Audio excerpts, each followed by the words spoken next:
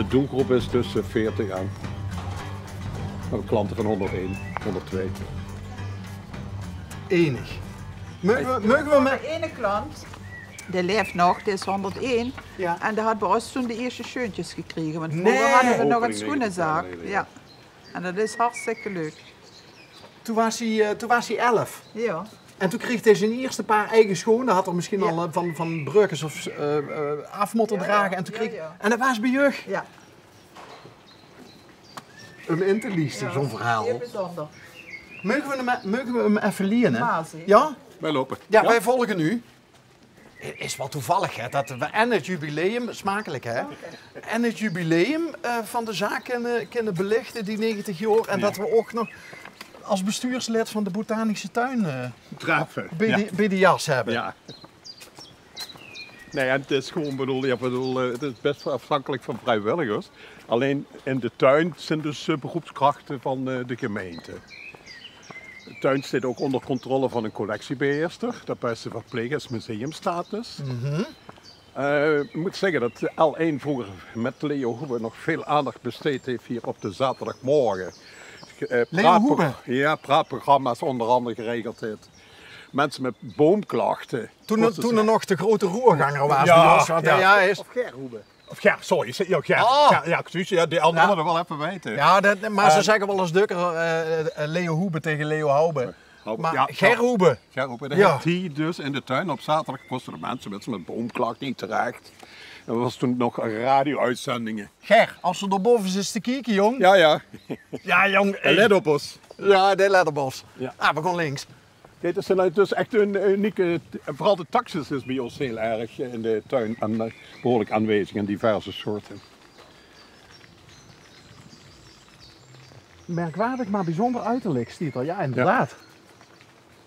Maar dit is niet een van de twee buimen waarvan Nee, je maar ik zei moet van... zelf even kijken of ik de jongens even vind, dat ze mezelf even erop wijzen. Want dat is natuurlijk, En dat deed hij dan midden in een week. dat is een parel. En de parel is eigenlijk gecreëerd om mijnwerkers een afleiding te geven. Hè? Het is ook heel vreemd. Kerkrade in de wijk Ter Wenselen Ja. is een wijk met bijna allemaal een voortuintje. Ja. De hele omgeving kan skiën en bijna allemaal een voortuin. Ja. Binnen de meeste mijnwerkersomgevingen was dat niet. Oké. Dat is ook een deel te danken aan pastoor Speers, de oprichter van de parochie. De kerk De ligt kerk die heeft toen de grond aangeboden aan de mijnwerkers. Dat ze soort als het zondags, met zo'n weekend zingen, kosten uitleven. Veel shows hebben ze beleefd, gemaakt, weet je wel. Exposities en zo, maar dat was allemaal op basis van de mijnwerkers. Is dat terrein, hè? Dat is Dingen ja, dat is de Sherry onder andere, ja. Maar dit kan ons dan vertellen welke Ja, dan boom kun je dat er we even moeten naartoe. hebben. We Kijk. hebben ook naar boven de kids boksen. Sorry? Ja, dat zal wel dadelijk even op de zin. Zo eens even. Sherry? Kijk Sander, kan ze zien dat de kerk, hè, de pastoor, waar meneer het over had, ja, dat allemaal binnen handbereik. Ja, en de boom wordt tegen boksen kennen. De L1. Ja, Hallo. dat is de Bas. Ja, juist, ja. De Bas is wel bij kinderstelt. Hi. Ja, maar we kennen hem hier allemaal. Hi. Dat is wel Jerry, Ja, was tijd opmerkelijk een boer? Wat moeten we zien? doe maar even met.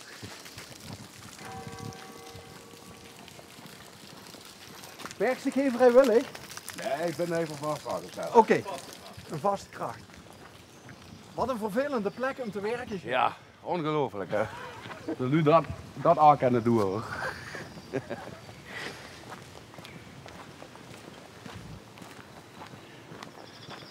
Ja, Woorstock Stijs, de kind alleen maar mooie pleetjes maken. Ongelooflijk.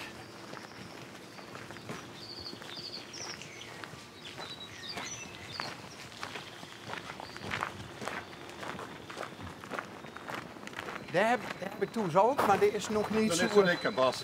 Huh? Dat is nog niet zo dik. Nee, die hebben moeite om dik te weren. Althans, Ja. daar doen ze u lang over.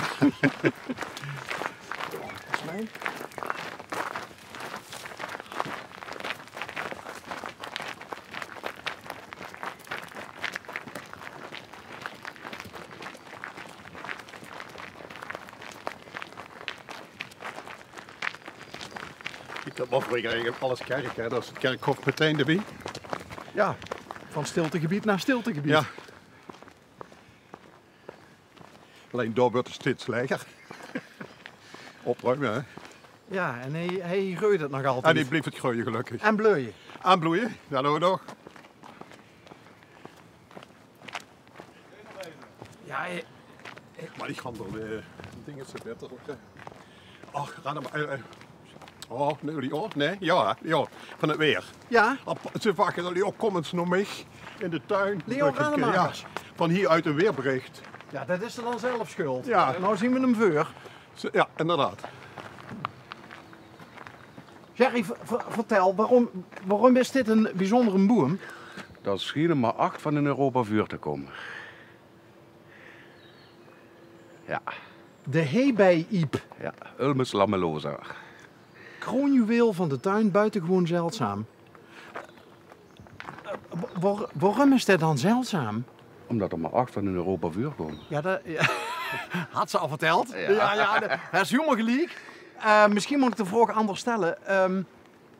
Hadden het dan zo zwaar gehad altijd? Dat hem... Nou, dat is geen inheemse boom. China zie ik, hè? Ja, oorspronkelijk uit China. Daar zal natuurlijk wel veel vaker vuur komen. Ja. Maar het is niet echt zo bijzonder van vorm of van, qua bloei, maar alleen de stam al. Ik bedoel, kijk dat maar eens heel goed aan. Ja, en dat is nog een opvallend iets. Moeten we nou weer zoveel horen? Nee. Oh, nee. Kijk eens hoe die takken elkaar raken, dan kunnen ze in elkaar ingroeien. Zie je het maar? Wat grappig, dat heb ik nog nooit gezien. Een soort van oog in de boom. Ja. En dat voorkomt ook dat die twee gedeeltes uit elkaar kunnen klappen. Het gebeurt wel eens met bomen met meerdere stammen. Ja, Dat ze zwaar werden, dat ze in één keer klappen. ja. Het is een soort van Siamese tweeling. Ja, zo kan men het ook bekijken. Wauw. Zutter kijken zonder hoed. En doet het goed? Ja, 2 jaar geleden hadden we walgeit. Daar komen over, dat is de wondjes nog. Of er eng geprikt had, of er waren ook heel veel insecten op afgekomen. En dan was een schuimachtige substantie komen. De oes verdachte eerst dat hij heel ziek zou zijn, maar er is niks aan de hand. Wauw. En dit mag ze werken? Ik mag heel werken. Ongelooflijk. Maar ik had nog een goede mooie boom. Gewoon naar de boksbal. Ja, oh ja, de boksbal. Ja, boom. De boksboom. Balboom. In Venlo hebben ze ook een woord, hè? Een boksenboom, hè? Ja, boksenboom, ja. Een boksenboom, maar dan bedoelen ze dus een kleine boksenpoeper. Het is alsof we God wet lopen. Ja. Het is heel apart en het ligt midden in het hartje van Parkstad. Hè? Ja. Het is ook mijn geschiedenis. Het is mijn monument.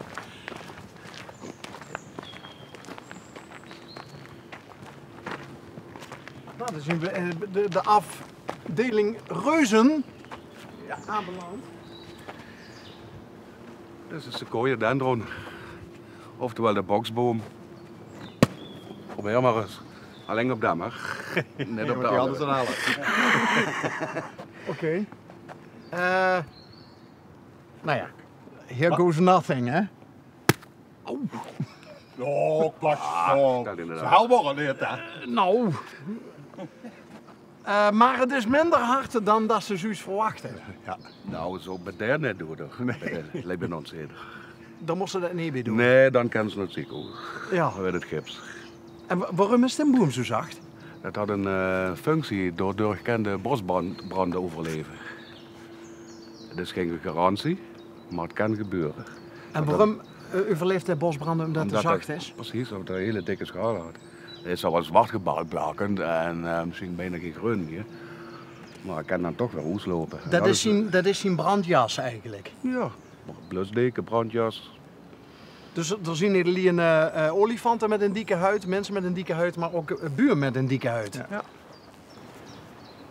Maar ze hebben iets majestueus, hè? Ja. Sequoia's. Ja. Maar die kunnen ook enorm oud weer, hè? Ja, die kunnen meer dan 1000 jaar oud worden. Heb je enig idee wie al deze is? Ja, luister, de tuin bestaat 84, 85 jaar, 33, 39, dus dat werd ze dus. kleine Of het takken. toen meteen aangeplant is, Weten we niet meer. dat weten we niet. Er wordt minder geregistreerd. En nu is alles geregistreerd. Alles staat op papier nu. Hè. Ik heb nog helemaal niet proficiat gewenst. En met de zaak, Dankjewel. 90 jaar de modezaak en met Een prachtige omgeving. Wat er wenselen ligt.